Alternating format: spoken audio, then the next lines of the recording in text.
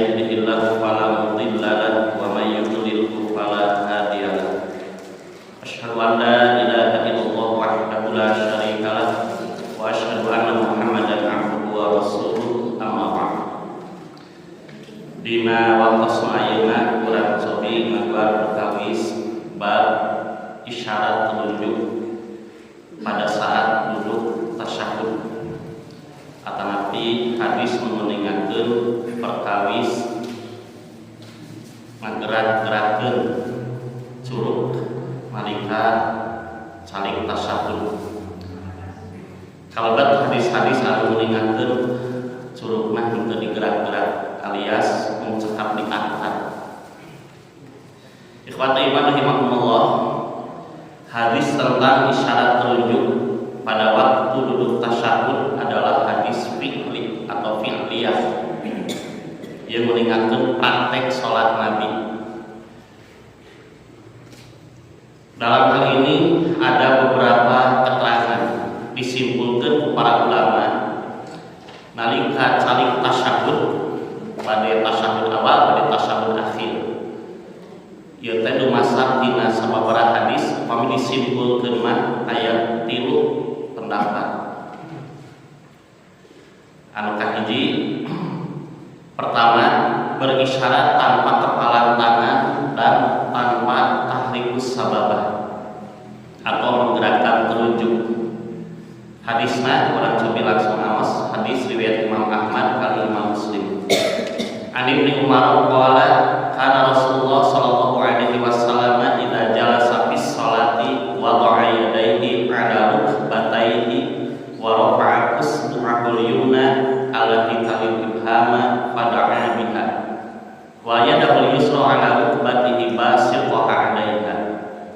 Dari Ibnu Umar ia berkata, Rasulullah sallallahu alaihi wasallam jika duduk dalam sholat beliau menyimpan tangannya di atas kedua lututnya. Dalam keterangan lain, si ujung jari itu tidak melebihi kedua lututnya, janten sanes dicepengan, tapi di luhureunana berbatasan ujung jari itu dengan lutut. Janten sanes dicepeng kieu, menuju saling tasyahud di luhur kieu. Margi sok aya keneh katingan dicepeng kieu. Saling tasyahud tahiyat pada didieu dan mengangkat telunjuknya yang sebelah kanan dekat ibu jari diterangkeunnya suruh telunjuk yang sebelah kanan bilih nu kencan yang dekat ibu jari berarti ieu. Beliau berdoa dengan itu dan tangan kirinya di atas lututnya dalam keadaan terhampar tidak digenggam. Janten hadis ieu mengingatkeun yen nalika tasyahud tahiyat awal pada tahiyat akhir Rasul teh ngangkat suruh teras ieuna dikebeukeun teh dina hadis ieu. Jadi sebatkeun nya kieu janten dikieu hungkul diangkat telunjuk tanpa digerak-gerakkan dan tidak dikepalkan. Pendapat nu kahiji pamitangan dipraktekkeun sapertosna kieu. Ini menurut pendapat pertama, mung diangkat kieu hungkul, teu dikepeukeun sapertos biasa gitu. Ini pendapat yang pertama, hadis tersebut. Maka dari hadis ini sebagian ulama berpendapat bahwa berisyarat saat duduk tasyahud itu tanpa dikepalkan dan tanpa tahrikus sababah. Tahrikus sababah teh digerak-gerak. Eta pendapat kahiji. Kesimpulan dina hadis lagi. Janten paminingan pendapat mah urang nuju tahiyat teras kadoa dikieurkeun kengingkeun. Ya numutkeun pendapat ieu mah kenging. Sanes teu dikebeukeun kieu oge diamparkeun we hungkul asal diangkat curugna ngadoa itu boleh menurut pendapat hadis ini. Kemudian yang kedua, isyarat telunjuk disertai dengan kepalan tangan tetapi tanpa tahrikus sababah, tanpa digerak-gerakkan telunjuknya. Yang tenu kadua mah si parangan kanggo teh dikebeukeun biasa kieu nepi kieu, nah kemudian diangkat tanpa digerak-gerakkan. Hadisna dilebetkeun cekap dua. Nu kahiji kana idza jalasa fi sholati wa ta'aka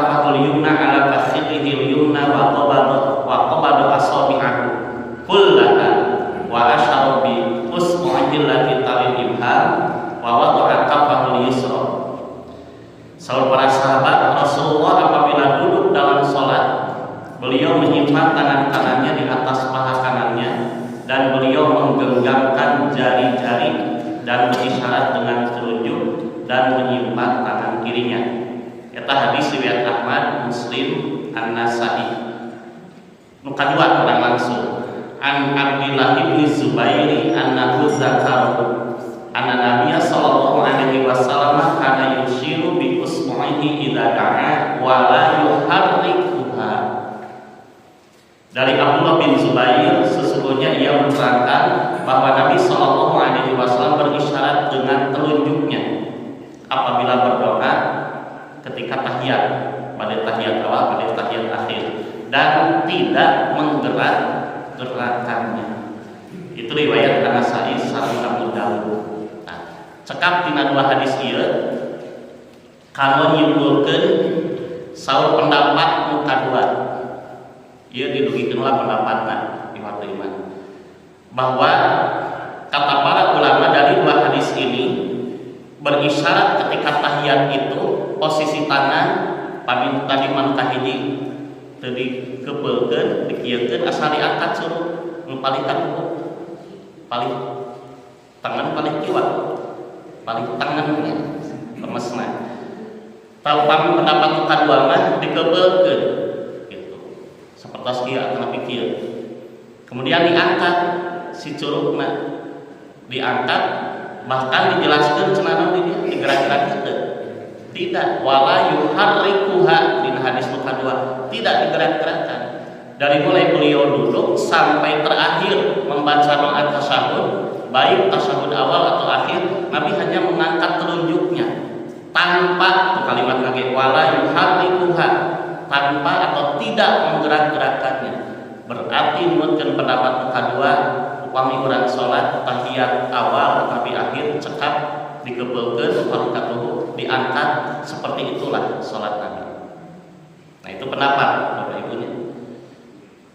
Katos dikadinya mau kesimpulan di serat nama kalah lagi lumayan ada kerep ieu teh ringkesna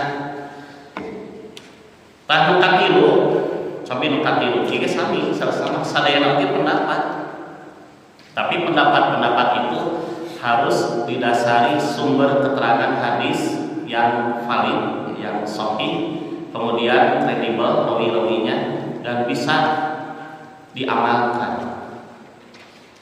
Isyarat disertai kepalan tangan dengan tahrikus sababah. Pendapat katilu. Pendapat katilu saur para ulama tina hadis-hadis nu dikuningakeun bahwa ketika duduk tasyahud itu bukan hanya dikepalkan sapertos kieu. Bukan hanya diangkat telunjuk, tapi ada tahrik. Tahrik itu digerak-gerakkan, as-sababah telunjuknya. Begitu Nabi calik,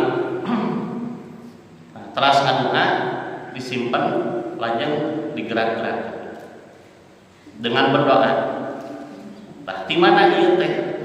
Sakumaha kantos sakilas urang sadayana dibahas di alasnya salangkung kasimpulanana. Aya hadis mah ieu ge teu lengkep diseratna Bapak Ibu magi biasa ieu 2 lembar, 3 lembar gitu.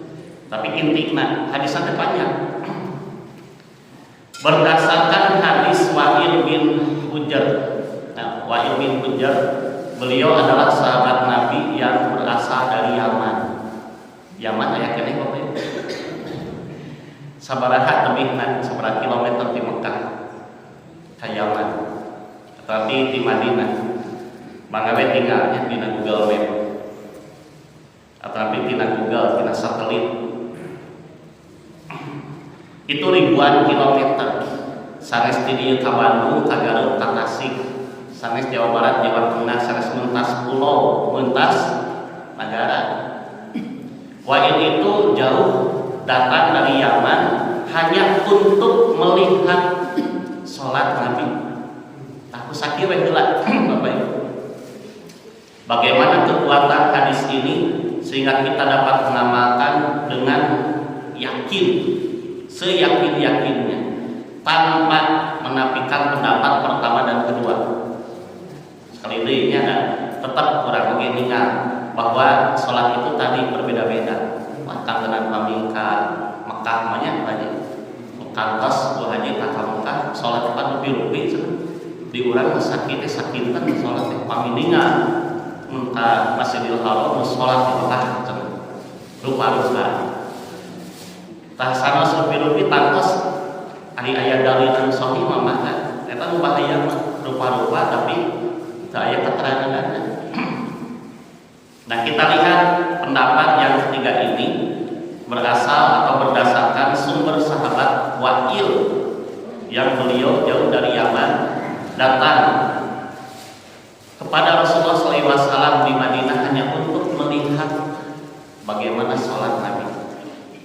Bagaimana bab akhirnya ya, potongan hadis akhir, potongan awalnya dipengker. Sebagai bacaan atau ayat ketengahnya. Nah, di potongan akhir hadis dikatakan kata Wa'il, "Tsumma qawada sintaini min asabihi wa halaqa halqatan, tsumma rafa'a usbu'ahu fa ra'aituhu yuharrikuha yad'u biha." Di hadis masyhur, yuharrikuha yad'u biha. Nah, kata Wa'il di akhir potongan hadisnya setelah beliau mengatakan dari awal bagaimana sholat Nabi, ia tentang bab menggerak-gerakkan telunjuknya.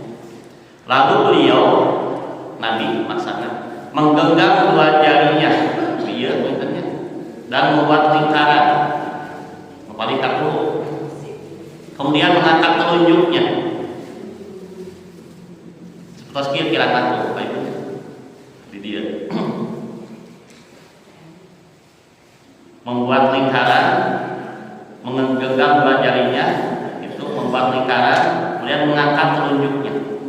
Kalau aku semua mengangkat telunjuknya, maka aku melihat beliau menggerak-gerakkannya. Fara'aituhu yuharrikuha. Ku abdi teh ditinggal eta salat Nabi nalika meninggalkeun bab tasyahudna kieu nya. Ditinggal cenah yuharrikuha digerak-gerakkan. Kalimat harroka yuharriku itu ia bil mudawamah teras-terasan gitu. Wajar fa'ala yufa'ilu kantos simkuring salangkung nyontohkeun upami wajan sigoh fi'il madi anu lazim nya ibad iman. Contoh doroba hartosna neungeul. Doroba wajan fa'ala yadribu memukul. Lebetkeun kana wajan aina ditasdid fa'ala. Doroba kitu poinnya cek satrima. Pami Islam dina mah jauh kabayang, tapi insyaallah Bapak Ibu dan cerdas ya, kabayangnya. Insyaallah asal ulah kerep ngiceup. Ya kan teu ngiceup mah bahaya. Jantan upami doroba wajan fa'ala yadribu wajan yabnilu memukul.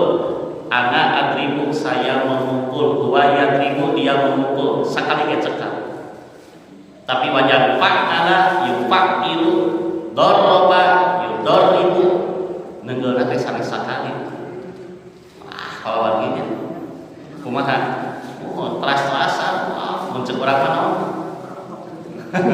Merepatnya, wah, tapi kan, cek merepatnya, tiwakat menurun tema pepertas, tapi malah terus itu nanti sanes sakali.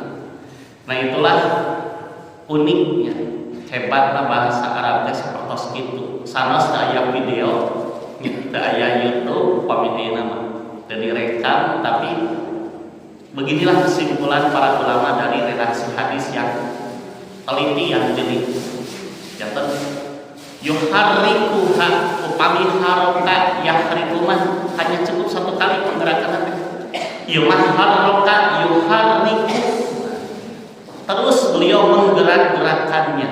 Kemudian ada kalimat yad'u biha yang beliau berdoa bersama dengan gerakan telunjuknya itu kami dipanjangkan. Rasulullah teh nuju calik tahiyat tadi teh menggenggam dua jarinya, membuat lingkaran, terus kieu, kemudian diangkat telunjuknya, yuharrikuha menggerak-gerakannya, yad'u biha yang dengan gerakannya itu Nabi berdoa, doa tasyahud tikawit at-tahiyat dari ke akhir, pamit tasyahud awal di tahamidu majid, pamit tahiyat akhir kami doa anu berlindung dari empat ayat. Apalagi terasa yad'u biha, selama beliau berdoa, selama itulah menggerak-gerakkan telunjuknya. Tapi di kadinya ke atas itu tos disingkatkan ku para ulama teh. Sami simkuring oge nya urang makan dun tek omongan gitu. Magi anu reyona nya bagaimana pendapat-pendapat yang tiga ini masing-masing mengemukakan dalil darinya itu luar biasa. Tak urang makan dun sakitu ge omongan.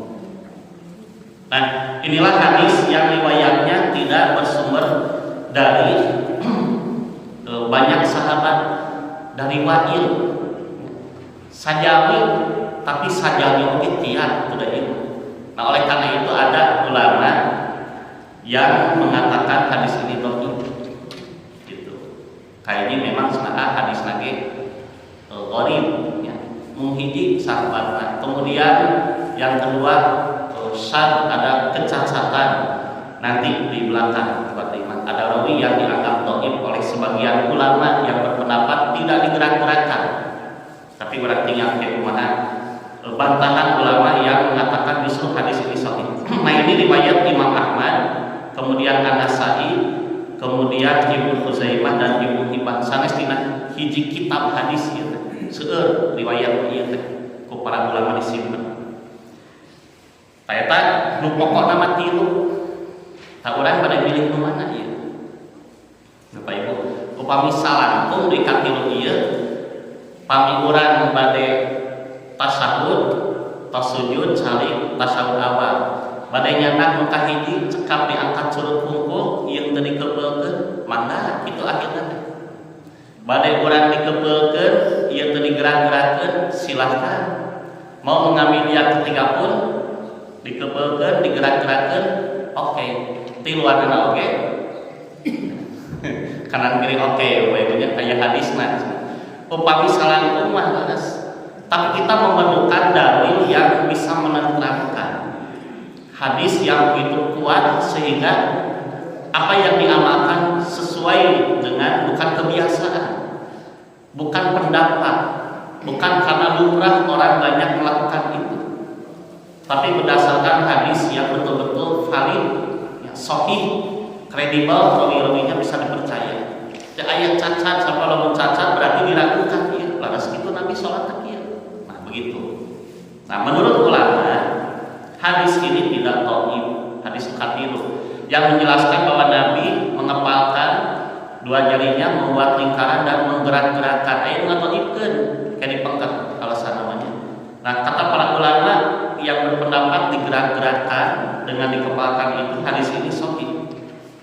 Meskipun menurut pendapat para ulama kelompok kedua di luhur mengatakan hadis ini dhaif, yakni hadis Wa'il bin Hujr riwayat Imam Ahmad dan yang lainnya, yang menerangkan adanya menggerak-gerakkan telunjuk sehingga tidak bisa dipakai hujah karena hadisnya lemah, disebabkan lebih tinggi ayatnya disebabkan ada rawi yang bernama Asim bin Kulaim. Asim bin Kulaim ditulis nama bin Kulaim, yaitu adalah jelek hafalan, buruk hafalan. Dengan istilah ilmu hadis mah sebatas suul hifzi, goreng hafalan nanti. Jika orang mek barho, sorry ibu manya serba bapak. Jika orang punya krekebi hilang deui, karena kawis gitu si gorengnya. Orang mah jadi rawi hadis jika nama dekacinya tidak memenuhi syarat tiba-tiba limburan. Rawi hadis mah kena kiat apalagi. Nah, ada yang menganggap bahwa Asim bin Kulaim ini buruk hafalan. Demikianlah pendapat Yahya Al-Qattan, bahwasanya saya tidak mendapatkan rawi bernama Asim kecuali ia jelek hafalan. Nu ngaranna Asimah tah goreng hafalan lagi. Ya, pokokan tapi tarima. Sehingga nalika aya hadis tadi nu nerangkeun ya Nabi pami salik tahiyat digerak-gerakkeun itu cenah aya Asim. Ya, Asimah hafalannya buruk, pami amalkeun hadisna. Tegas Yahya Al-Qattan.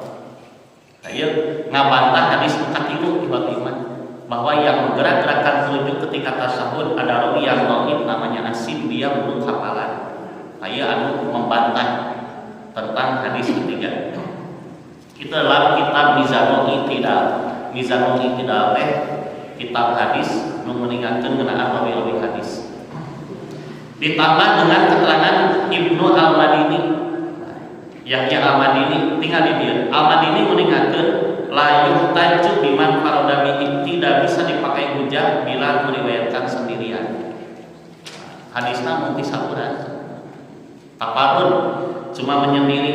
Nah, jadi hadis ini dibantah oleh dua ulama, Yahya Al-Qattan dan Ibnu Al-Madini, karena taparun menyendiri dan ada rawi yang jelek hafalannya.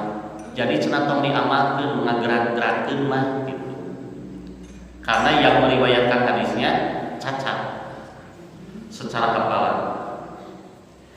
Ternyata pernyataan jelek hafalan terhadap rawi namanya Asim yang dinyatakan Yahya Al-Qattan bila ditujukan kepada Asim bin Kulayb adalah salah alamat. Tadi dia dijelaskan salahku. Karena Asim bin Kulayb adalah rawi yang siqah alias kredibel, sahih, soleh, bagus hafalannya. Upami ditujukan ke Asim bin Kulayb. Sedangkan tadi Yahya Al-Qattan nyebatkeun Asim teh, tapi Asimna teu disebatkeun. Asim nu mana ieu? Sebentar sabelas misalkan di urang nami saha tuh Bapak Ibu? Pak Asep ya. Adin atulah digambil. Pak Adin katanya. Pak Adin teh Pak Adin mana itu makaling seueur nya namina. Mun sim goreng atulah teu sanes gambil mah ngaran dia mah balatahnya. Kan bingung kita dia nu mana, nah seperti gitu. Nah, jadi ini pun sama. Asim yang dianggap dhaif itu buruk hafalan, dia rawi yang cacat, itu Asim yang mana? Nah, sedangkan Asim bin Kulayb kalau dia yang ditunjukkan oleh Yahya Al-Qattan buruk hafalan itu salah alamat. Karena beliau adalah rawi Bukhari juga. Kemudian meskipun demikian para ulama yang mendukung kesahihan hadis ini berbeda pendapat. Nah, eta atos salakunya dibantah. Selanjutnya, sanaos hadis ieu teh dianggap sahih, tapi tetep we dina istinbatul ahkam, dina netepkeun mutuskeun hukum tina hadis nu katilu teh benten-benten. Sebagian berpendapat bahwa isyarat itu disertai dengan kepalan tangan, boleh dengan tahrikus sababah, jantan dikebeulkeun, digerak-gerak, dan boleh juga tanpa tahrikus sababah. Pokona mah cenah penting mah dikebeulkeun, rek digerakkeun, rek henteu. Tak ieu timbul oge pangitan upami diistilahkeun simkuring pendapat kita opat pangitannya. Dikebeulkeun tetapi sami selalu kaduanya. Dikebeulkeun teu digerakkeun. Ari mah pendapat kita opat mah pilih gitu. Pokona mah penting posisi kieu bade digerak-gerakkeun, bade henteu silahkan. Kan ada pendapat kaji mawi hadai diangkat tapi teu dikebeulkeun nu sanesna nya nu opat. Nu ieu mah asal diangkat dicurup teh. Nu kadua dikebeulkeun teu digerakkeun. Nu katilu nembe dikebeulkeun digerak-gerakkeun. Aya di pendapat nu kaopat boleh memilih. Itu pangitan pami disimpulkeun dina kaopat ieu mah antara digerak-gerakkan dan tidak. Tadi mah lebih luas istilah namanya, lebih leluasa, boleh memilih istilahnya jawazul amroin. Maka tinggal Bapak Ibu, maka memilih salah satu merupakan hal yang tepat karena menunjukkan jawazul amroin, boleh memilih kedua amal itu. Muka opat mah langkung toleran istilah nama. Langkung toleran kalau opat mah mangga sebagai tambah nu bade digerak-gerak mangga tapi ieu mah dikebeulkeun ulah dikieukeun. Bade digerak-gerak mangga, bade dicicingkeun, penting asal diangkat silahkan. Itu yang keempat. jawazul amroin, boleh memilih. Cing kinten-kinten urang kami aya pendapat nu ieu bade nuturkeun nu ieu teu. Salangkung silakan boleh. Karena keempat-empatnya ada hadisnya. Itu pendapat Bapak itu. Nah, tapi tinggal para ulama yang lainnya, Pak Hanafna, tidak menyatakan jawazul amroin dari hadis-hadis di atas. Bukan berarti boleh digerak-gerakkan dan boleh tidak. Maka penting mah salat teh cenah. Anu dosa mah teu salat. Nu penting mah bade digerak-gerak nu tahiyat teh aya dalilna. Nu terakhir, bade dicicingkeun aya dalilna nu kadua. Bahkan nu kadua mah pelawaki aya di riwayat Imam Muslim. Eta nu kadua nu luhur tah hadis nu kahijina Muslim sahih. Begitupun riwayat Imam Ahmad dan An-Nasa'i bahwa yang penting mengepalkan dan diangkat telunjuknya. Aya di tambihan di hanap Abu Daud tidak digerak-gerakkan, itu dicicingkeun. Nah, kata para ulama langsung membantah bahwa bukan berarti boleh memilih antara tidak menggerakkan dan menggerakkan. Tetapi menyatakan kata para ulama ini bahwa hanya ada tahrikus sababah, tetap nu paling sahih tiasa netekeun muatkeun dina amaliyah salat mah yang menggerak-gerakkan. Mengapa? Dengan pertimbangan bahwa keterangan Wa'il bin Hujr yang menyatakan tahrikus sababah, menggerak-gerakkan telunjuk itu dalam duduk tasyahud merupakan ziyadatul ilmi. Ia dimiringkeun bahasa-bahasa Arabna di batemanya, yang artinya dikurungan tambahan pengetahuan yang lebih rinci dari hasil pengamatan yang amat cermat dari Wa'il bin Hujr sendiri. Terbukti bahwa keterangan tahrikus sababah atau menggerak-gerakkan telunjuk ketika duduk tasyahud tidak terdapat pada periwayatan sahabat lain. Dengan demikian, hadis-hadis yang menerangkan hanya sampai berisyarat masih perlu dilengkapi dengan keterangan Wa'il bin Hujr. Tuh, ieu kapanggamingan. Karena ieu mah sambil diawas kayak kalau baca di bumi ringkesna gitu Bapak. Nah, jantan pendapat muka opat upami ditinggal kesimpulan tadi sebenarnya nyebatkeun tilu pokoknya. Tapi ewe pendapat muka opat cenah ya. Bahwa kesimpulan ieu paling tempatnya. Maka pendapat keempat maksudna pendapat anu katilu punten dicoret. Maka biasa ditinggal Bapak Ibu. Maka pendapat yang menerangkan tentang isyarat dengan kepalan tangan dicoret teh upami nyanak pensil. Kita lakukan simkuring ieu teh wangi memang nyatet tadi tinggalan deui. Ieu pilih yang dinamakeun alfatnya. Maka pendapat yang paling rajih atau yang paling kuat yaitu tangan dikepalkan. Maka tilunya berisyarat dan tahrikus sababah. Tangan dikepalkan, berisyarat dan digerak-gerakkan. Katilunya ieu. Anapun kaopat tadi mah kumaha jawazul amroin, boleh memilih bade digerak-gerakkan bade henteu. Tos. Atasmu katingal eta dipangkeun panuhurna keempat jantan ketiga eta mah lepat suruh simkuring. Ya, terkadang bingung. Eta we tinggal penjelasan yang paling rajih, paling kuat itu tangan dikepalkan, berisyarat dan digerak-gerakkan tos kadinya dingana. Pertimbangannya adalah sebagai berikut. Jantan saha para ulama di antawis tilu pendapat nu pokok lahir pendapat nu kaopat boleh memilih gitu Pak eta. Wihadi ya Bapak Ibu saha. Muka ini kumaha cenah? Ngangkat suruh pukul, nah siramu mah tetep dihandap. Nu kadua ngangkat suruh digebelkeun, nu sanesna mah kieu, tapi teu digerakkeun. Nu katilu digebelkeun, digerak-gerak. Itu pendapat nu pokok. Lahir we pendapat nu kaopat nu luas, nu penting bebas. Bade digerak-gerakkan, bade henteu meunang cenah kitu. Tapi pandangan tetap digebelkeun. Nah, Bapak Ibu numutkeun kesimpulan para ulama paling apik di dina urusan ieu nuwutkeun simkuring. Oke, kesimpulan para ulama adalah keterangan yang menggerak-gerakkan dengan dikepalkan. Sekali ini tanpa menafikan amaliyah yang lainnya. Kesimpulan para ulama tetap ieu nu paling kiat, paling rojih, paling teliti. Mengapa? Satu, bantahanna kieu. Satu, kedudukan hadis la yuharrikuha. La yuharrikuha tidak menggerak-gerakkan telunjuk. Hadis muka 2 tadi ya. La yuharrikuha, pendapat muka 2, dikepalkan, tidak digerak-gerakkan. Tadi dibantah.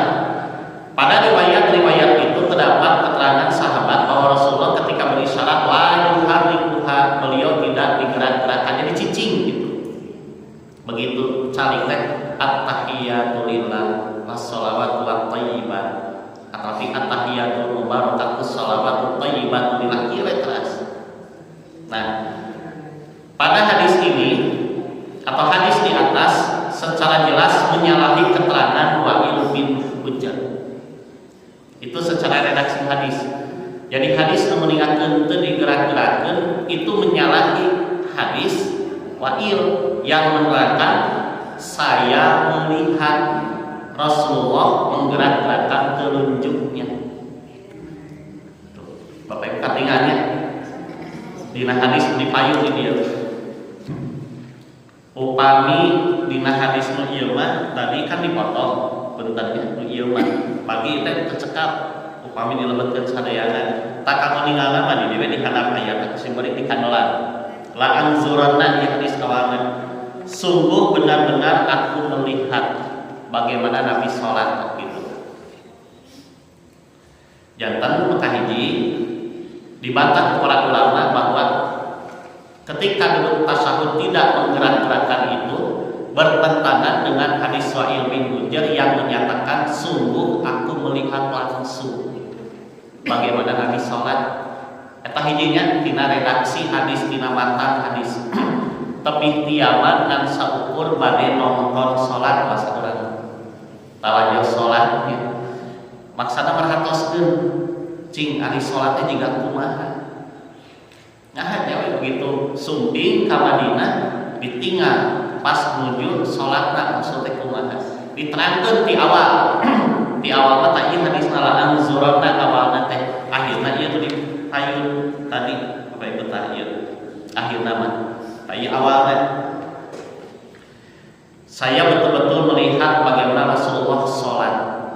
Disebutkan di hadis nate summa qoma, kemudian Nabi qoma berdiri, summa kabbaro, kemudian Nabi bertakbir, summa qoma fakabbaro, Nabi berdiri dan bertakbir Allahu Akbar. Tadi disebutkan Nabi talabun biniyah teu lagi teu aya hadis oge hiji we ti sahabat nu meninggalkeun salat Nabi bahwa Nabi sebelum beliau salat mengucapkan niat teu aya. Sok diperhatikan hiji oge. Selalu sahabat kalau menerangkan salat Nabi, Nabi berdiri menghadap kiblat, kemudian Nabi bertakbir. Tos jelas kitu oge bahwa tidak diucapkan niat itu. Tidak ada talabut biniat itu. Nah, begitupun hadis Wa'il. Tikawin Nabi takbir, kemudian beliau menyimpan tangan kanannya di atas punggung tangan kirinya dan disebutkan pergelangan bertemu dengan pergelangan, kemudian menggenggamnya. Tadi menyimpan di atas dadanya. Itu hadis Nabi. Kemudian beliau bertakbir, kemudian ruku, menyimpan dua tangannya di atas lututnya, dicepang dia. Kemudian tidak mengangkat tangan terus ke akhir. Begitu kan hadis tadi pas kali tahiyat ditinggal langsung ku Wa'il. Nah, maka kedudukan hadis tidak menggerak-gerakkan itu ini menyalahi hadis Wa'il yang menyatakan saya melihat Rasul menggerak-gerakkan telunjuknya. Jadi digerak-gerakkan Wa'il oke. Sanis teu digerakkeun. Menurut Syekh Muhammad Nasiruddin Al-Albani ieu nu nyatet ya, sifat salat Nabi ayat terjemahna Syekh Nasiruddin Al-Albani sifat salat Nabi. Kata beliau, hadis yang menerangkan bahwa Rasulullah tidak menggerak-gerakkan telunjuknya dhaif atau tidak kuat dari segi sanadnya. Nu mana? Nu dipayun, mati-mati eta. Nu kadua nu riwayat Nasai Abu Daud ieu tah.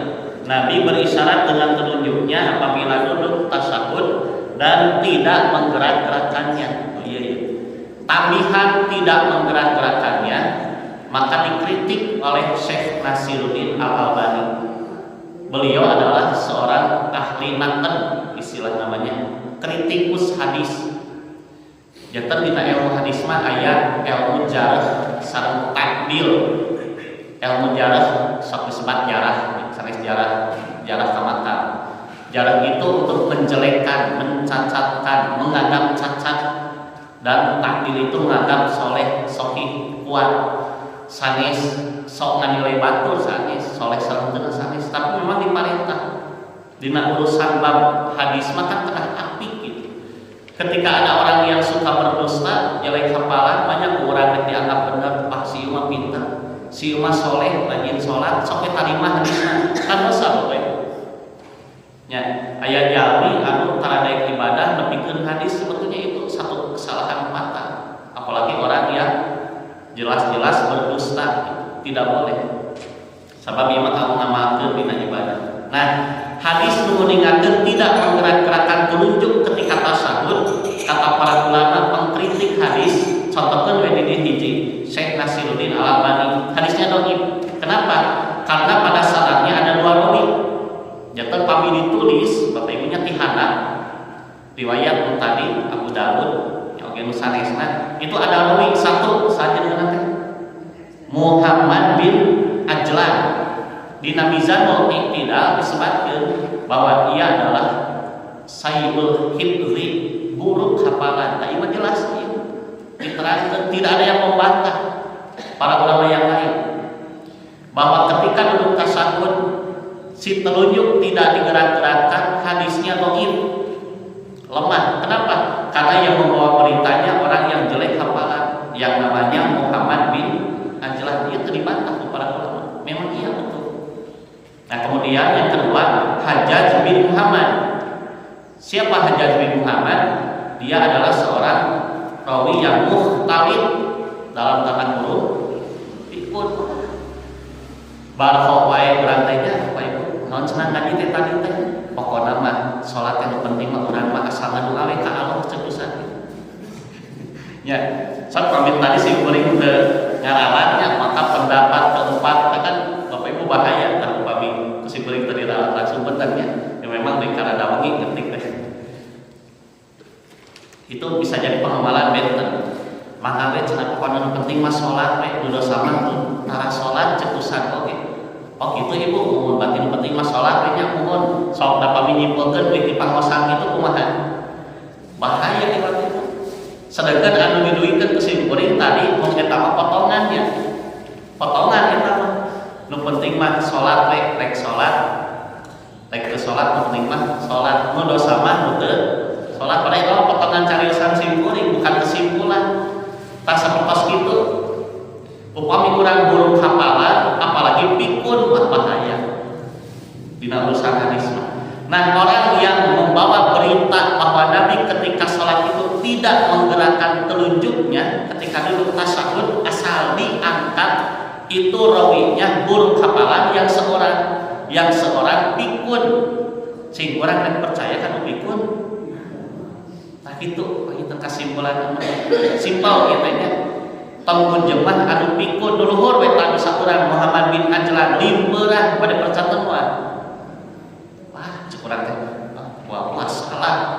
Ya, minang limbeurana jiga urang lah Bapak Ibu. Nah, dalam urusan salat sahwi meriwayatkan hadis itu fatal. Urusan hafalan nomor 1 karena para ulama dulu tidak seperti kita hafalan anak kiat kalau tanggung jemaah Qur'annya hadis memang hadis malah langkung jelimet ya. Karena ada rawi hadis melihat bagaimana biografinya, gurunya, mencari ilmunya, berapa hadis yang ia riwayatkan, akhlakna kumaha.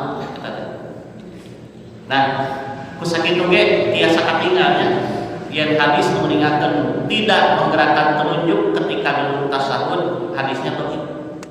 Dan ini tidak dibantah. Itu dari segi sanad.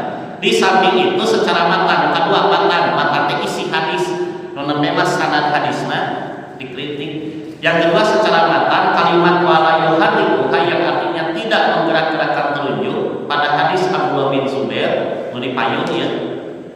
Alhamdulillah bin Zubair ya. Yang menerangkan tidak menggerak-gerakkan itu merupakan tambahan dari orang yang dhaif yang tadi disebutkan, sebab pada riwayat Muslim yang juga dari Abdullah bin Zubair tidak terdapat kalimat itu. Di riwayat Muslim ayat ieu hadisna contohna cabi palawi tinggal an Abdullah bin Zubair an abihi qala kana Rasulullah sallallahu alaihi wasallam idza qa'ada yad'u wa ta'ayyadahu yumna ala fakhidhihi yumna wa yadahu yusra ala fakhidhihi yusra wa asyara bi isba'ihi sababati wa wada'a ibhamahu ala isba'ihi wusta wa yulqimu kaffahu yusra rukbatahu. Dari Abdullah bin Zubair dari ayahnya Zubair bin Awam namanya ieu putrana Abdullah bin Zubair.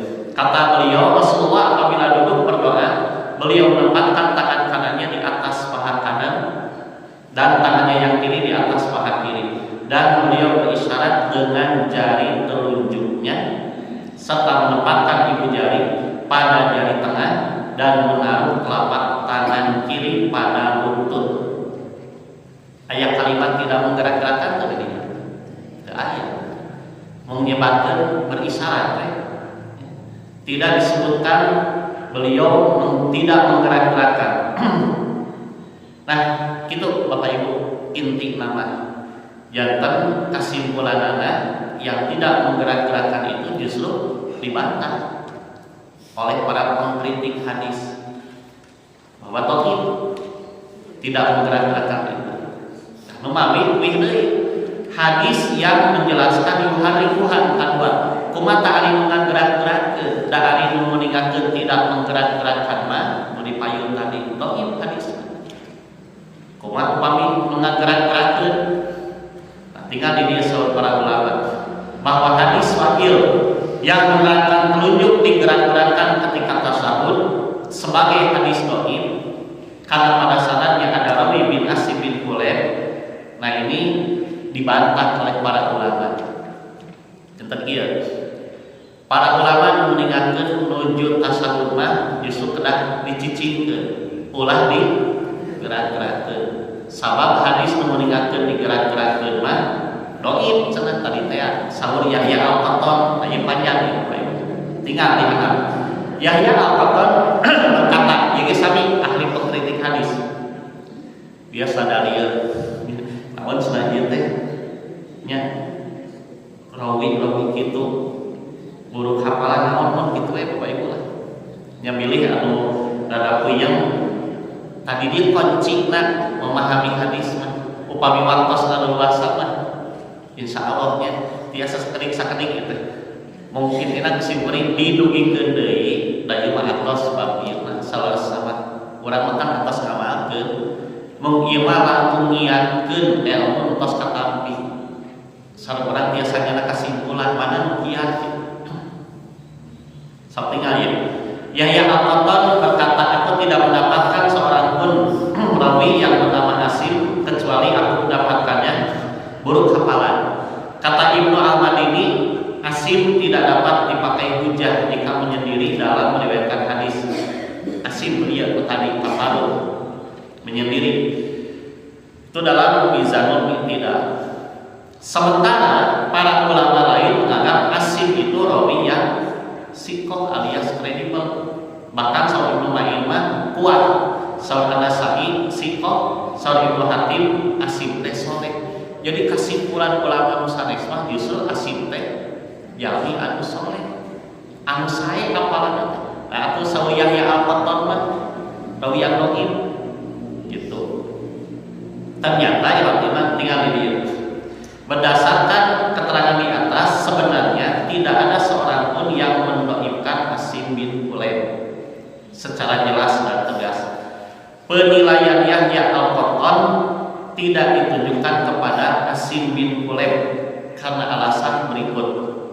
singkat aja di serat kesimpulan. Pertama, ieu ti para ulama nyimpulkeun sapertos kieu. Dalam kitab Mizanul I'tidal rawi yang bernama Asim itu bukan hanya satu. Nah, ieu teh kanggo ngabantah penilaian Yahya Al-Qattan bahwa hadis menggerak-gerakkan dhaif karena ada nama Asim gitu. Sedangkan Nabi Asim teh sanes siji. Aya sabiji cenah 28 di Nabi Mizanul I'tidal dina Tahdhibut Tahdhib di aya 32 rawi. Berarti kumaha? Nama Asim bin Kulaib masuk ke sana. Namun tidak semua rawi yang bernama Asim itu buruk hafalan. Seperti Asim rawinya Imam Bukhari dan Muslim.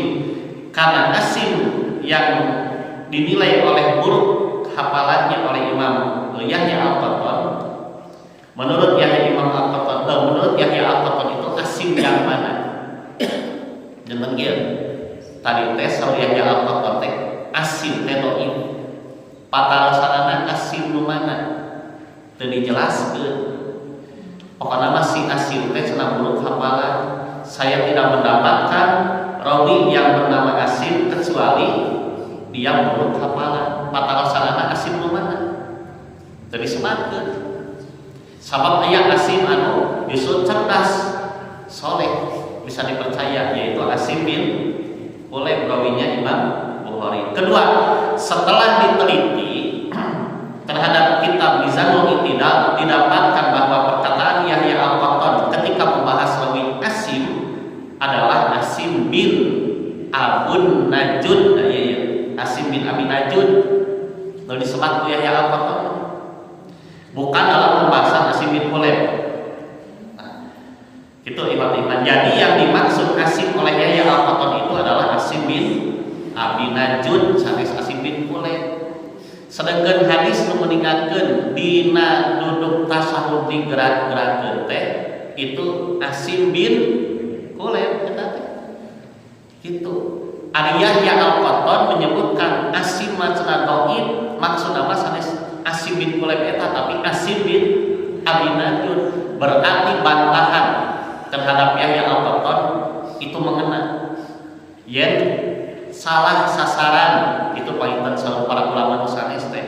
Yahya Al-Qattan menyebutkan hadis tentang menggerak-gerakkan rujuk itu dhaif karena ada Asim, salah sasaran. Sama sifatnya umum, bukan Asim bin Kulaib tapi Asim bin Abi Najud. Nah, itu Bapak. Tadi kalinya memang sepada stelier teuing. Bagi ilmu rawi hadis mah kedah saya nama digambar gitu nya. Aya warna digambar ka ieu cirian, aya we gambaran. Pami di haus kieu mah tah kitu teh akan tenan haus tamu sakieu. Sok urang simpulkeun ya. Jadi walaupun hadis yang sebetulnya paling menenteramkan hati itu yang menggerak-gerakkan dianggap dhaif ku Yahya Al-Qattan karena ada nama Asim, ternyata salah sasaran. Kan Asim rawi itu, tapi Asim bin Abi Najud, Asim yang lain. Yang kedua, secara matan tadi niat bahwa Wa'il secara tegas memulai riwayatnya lahan zuratna ila sholati Rasulillah kaifa yusolli. Sungguh aku benar-benar ingin melihat bagaimana sholat Rasulullah. Maka riwayat ini secara langsung menggunakan redaksi ingin melihat. Ari sahabat-sahabat sanes mah mengurangkeun Rasulullah beliau sholat. Sok tinggal Bapak Ibu di riwayat sholat, sahabat lain hanya menyebutkan kami melihat kami menemukan tetapi adalah Rasulullah beliau sholat kieu untuk nyebatkeun betul-betul melihat. Nah, jadi kesimpulanna secara redaksi hadis nu meninggalkeun melihat itu lebih kuat. Yang kedua, sholat dengan menggerak-gerakkan hadisnya itu paling kuat. Sedangkan tidak menggerak-gerakkan bisa dhaif. Berarti kumaha tuh? Nah, eta mah sekedar dibahas deui Bapak Ibunya. Ulah nyenak kesimpulan nu penting mah sholat we. Tuh nu sama nu teu sholat, tetep kedah dicanat nu paling kieu. Jangan juga kita mengambil pendapat yang jawazul amroin, boleh memilih. Karena sudah jelas yang tidak